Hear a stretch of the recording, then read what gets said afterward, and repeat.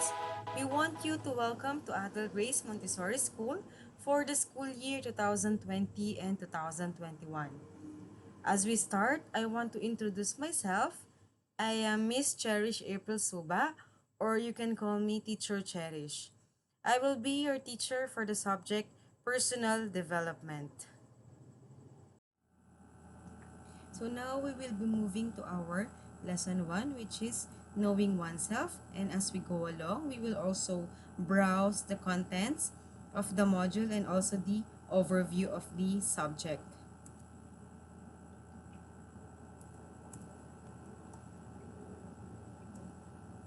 And for the contents of the module, for the first quarter, we have 8 lessons or 8 units. And for the second quarter, we have 7 units, a total of 15 lessons for the first quarter. For the overview of the subject, personal development aims to awaken the students' increasing awareness of themselves in this developmental stage in their lives. Applying experiential approach, this module will guide the students in exploring the different aspects of their development by means of introspection, reflection, sharing of experiences, and involvement in discussions about the various concepts and theories in psychology. The road to success is never straight and smooth. This module is designed to equip you with knowledge and skills needed to reach your destination, which is success. The starting point is to help you understand yourself better. As Aristotle said, knowing yourself is the beginning of all wisdom. For this lesson 1, we will go through the lesson itself, activities, journals, and portfolios. Lesson 1 or Unit 1 will be knowing oneself. The big question here, how can understanding yourself pave the way to self-acceptance and better relationship with others? And we will also be having the objectives. At the end of this module, you will be able to, number 1, explain that knowing yourself can make you accept your strengths and limitations and dealing with others better. Number 2, share your unique characteristics, habits, and experiences. And number 3, start and maintain a journal.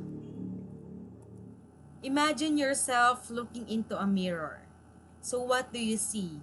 Is that your actual self or ideal self? So as we go along, you will be able to understand what are the difference between the actual self and the ideal self. Because there are two kinds of self, the actual and ideal. The ideal self is the self that you aspire to be. It is the one that you hope you will possess characteristics similar to that of a mentor or some other worldly figures like your idols, singers, or dancers. On the other hand, actual self is the one that you actually see. It is the self that has characteristics that you were nurtured or in some cases born to have. The actual self is built on self-knowledge. So kung paano natin kilala ang sarili natin. Self-knowledge is derived from social interactions that provide insight into how others react to you. The actual self is who we actually are. It is how we think, how we feel, look, and act. The actual self can be seen by others, but because we have no way of truly knowing how others view us, the actual self is our self-image. So, ang sinasabi dito, si actual self daw, siya ang ating self-image. So, kumbaga, kung paano natin nakikita ang sarili natin, kung paano tayo nakikita ng iba, yun si actual self. Yun ang ating self-image. So, for example, you can see your friend as your mentor.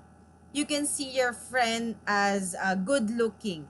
So, that is their self-image from you. So, ganun din sa iba. So, if they see you as their mentor, if they see you as their good friend, so that is your self-image from other person as well. And then the ideal self is how we want to be. It is an idealized image that we have developed over time based on what we have learned and experienced. The ideal self could include components of what our parents have taught us, what we admire in others, what our society promotes, and what we think is in our best interest. So yung ideal self natin, yun yung pinapangarap natin. Yun yung kung ano yung gusto nating makita in the near future sa sarili natin. So that's why they said here that what we think is in our best interest. If you can see yourself as a good dancer, and then you want to see yourself that someday you will be like your idol, you will be like the worldly figure. So that is your ideal self. Yun yung kung ano ang pangarap natin na maging balang araw. Now we will be moving to personal effectiveness. Personal effectiveness means making use of all the personal resources for you to be effective. So for the personal resources, these are the talents, skills, energy, and time to enable you to achieve your life goals. So life goals, your knowledge of yourself and how you manage yourself impacts directly on your personal effectiveness. Being self-aware, making use of your strengths, learning new skills and techniques, and behavioral flexibility are all keys to improve your personal performance. So our personal effectiveness, it really depends on our innate characteristics. Innate characteristics that we have like talents, experience accumulated in the process of personal development. So for the talent, we have to know first our talent and then we will be developing it so that we can use it in a particular subject area. Knowledge is required for setting goals, and this is correct. You have to set your goals with your knowledge.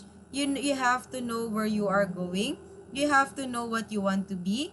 And without self-knowledge, you will not be able to know your talents as well. So, how can you set your goals if you don't know your talents? So, these are all interconnected. The knowledge, setting goals, and your talents. Now, let's move to the skills that will greatly increase the efficiency of any person. Number one, you have to be determined. In determination, it allows you to focus only on achieving a specific goal without being distracted by less important things. It may be developed with the help of self-discipline and exercise. So kapag sinabi natin determination, ito yung walang magpapapigil sa'yo. So you have to get your specific goal na sinet mo. So kapag sinabi nating determination, nakafocus ka lang kung saan ka papunta. Nakafocus ka lang on being successful, on achieving that specific na gusto mo. Number two, you have to be self-confident. So in the self-confidence, it is manifested in speech, your appearance, how you dress, and your physical condition. So to develop it, you need to learn yourself and your capabilities, gain positive attitude, and believe that by performing right actions and achieving right goals, you will certainly reach success. So kapag sinabi natin self-confidence, hindi naman ibig sabihin na they can go in front, they can recite in front. No, kasi kapag sinabi nating self-confidence, ito yung kung paano mo dinadala yung sarili mo. Kung paano ka nakikipag-usap sa ibang tao, paano mo pine-present yung sarili mo, paano ka nagbibihes, and yung physical condition mo rin. Ito yung physical condition like how fit are you. So kapag physically fit ka, nagiging confident ka na rin. So it doesn't mean na self-confidence is yun lang nakakatayo sa harap, nakakasayaw, or kanta sa harap, sila lang yung self-confident. Hindi po. Because if you can speak well, you can communicate very well, you dress well, meron ka na ring sinasabi nilang self-confidence. Number 3 is persistent. It makes you keep moving forward regardless of emerging obstacles. So, yung emerging obstacles, yun yung mga problema natin, laziness, bad emotional state, at iba pa. So, it reduces the cost of overcoming obstacles. So, it can also be developed with the help of self-discipline and exercise. So, si persistent and si determination, para silang kambal sila. So, if you are determined, you are also persistent to keep moving forward. If you are persistent, you are also determined to achieve that specific goal. Number 4, you have to manage your stress. It will help you combat stress that arises in daily life from the environment and other people. Stress arises from the uncertainty in an unknown situation when a lack of information creates the risk of negative consequences of your action. Kasi minsan no, yung stress, dumarating siya kapag may biglaang changes. So you have to manage it very well. So you have to combat your stress that comes from your environment for you to become effective person. Number 5 is problem solving skills. So if you have the problem solving skills, they will help you cope with the problems encountered with a lack of experience. So kapag sinabi nating problem solving skills, ito yung, for example, you are in a new situation like this, meron tayong pandemic ngayon. How are you going to solve the problems? For example, you are at home. So you encountered a changes. How are you going to cope up with that challenge? So that is your problem solving skills. So it increases efficiency by adopting new ways of achieving goals when obtaining a new experience. So yun nga siya. You have to make new ways on how you will be achieving your goals even though you have the challenges. And then number 6, the creativity. It allows you to find extraordinary ways to carry out a specific action that no one has tried to use. It can lead to a decrease or increase of cost, but usually, the speed of action is greatly increased when using creative tools. You have to be creative as well. Dapat yung creativity mo, hindi pa siya nagagawa ng iba. So, in that way, masasabi talaga natin na your creativity skill will make you achieve your goal, will make you successful one day. And then lastly, you have to generate ideas. You have to generate new ideas. It will help you achieve goals using new, original, and unconventional ideas. Of course, no, if your ideas is new, if your ideas is original, mas mapapadali sa'yo to achieve your specific goal. Mas mapapadali sa'yo na makuha yung success na pinapangarap mo. For generating new ideas, you can use a method of mental maps which allows you to materialize, visualize, and scrutinize all your ideas, which in turn contributes the emergence of new ideas. So kasi kapag gumagamit ka ng materials, nagvi-visualize ka, mas dumarami yung ideas na pumapasok sa'yo, mas marami yung ideas na pwede mong ma-input kung paano mo maa-achieve yung specific goal na sinet mo. As what Knut Rockne said, build your weaknesses until they become your strength. On that way, you will be personal effective. So you have to know your weakness and make them your strength. Now, let's move on to the power of journal writing, unfolding your personal journey. There are 4 advantages of having your personal journal. Number 1 is it is cost efficient and available. So, why it is cost efficient and available? Emotional stress can be dealt in many ways, like talking to a friend over a cup of coffee, eating, traveling, shopping, and painting, and many more. But writing is more inexpensive. So, kaya siya sinabing cost-efficient and always available. Kasi basta't may notebook ka lang, may paper and pen ka lang, okay na. Pwede ka na makapag-journal. Pwede ka na makapag-release ng emotions mo. Unlike, if you are having a cup of coffee with your friends, traveling, shopping, di ba gumagastos ka, you have to spend money. So, but having a journal, mas magiging cost efficient ka. Notebooks and pens are easy to find, available, and do not cost so much. Number 2, it is preventive and proactive. Bakit?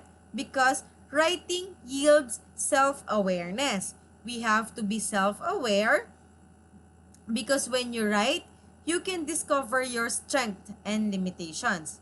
You will know what your reactions are in different situations and what better ways to prevent, avoid, or face your fears. Kapag sinabi kasi nating preventive and proactive, parang sinasabi natin na we are giving ourselves the right to know the limitations that we have. So for example, habang nagsusulat ka, you found out na medyo high temper ka. So in that way, as you write, you will be able to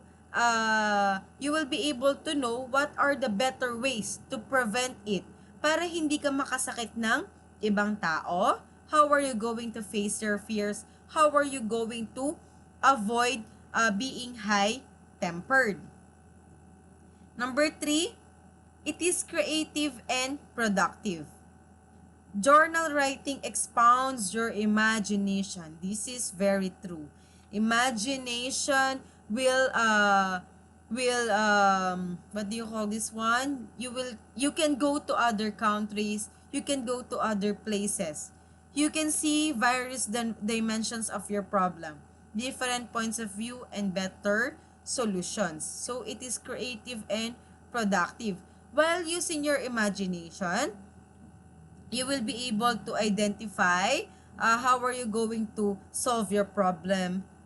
You will be able to see your problems in different points of view. That's why you will be able to have a better solution. So, di ba kapag nag-i-imagine ka, for example, you are imagining one scenario. So, on that scenario, you will be thinking, how am I going to solve this problem? So, by thinking that way, magkakaroon ka ng different point of view. Magkakaroon ka ng different solution dun sa problem na naisip mo or dun sa scenario na naisip mo. And magka-come up ka sa isang better solution. And lastly, it is personal and private. Of course, you have to make it as your personal journal. So, it is what you call a secret notebook, like that. So, unless you want to share it, your stories, you want to share it with your friends or families, you have the choice to keep them to yourself. Writing is your time alone. So, parang yung pag-write mo sa journal mo, yun na rin yung me time mo. It is your way of loving yourself. You will not be judged by your writing. Of course, no, you won't be judged kasi ikaw lang ang nakakabasa, ikaw lang ang nakakaalam. So, you have to make it personal, and private. As John Adams said, a pen is certainly an excellent instrument to fix a man's situations and inflame his ambition. And this is correct. Pen and notebooks will help you achieve your goal, will help you to be successful. So please make sure to have your own journal. Make your own journal. Make it private. Make it personal.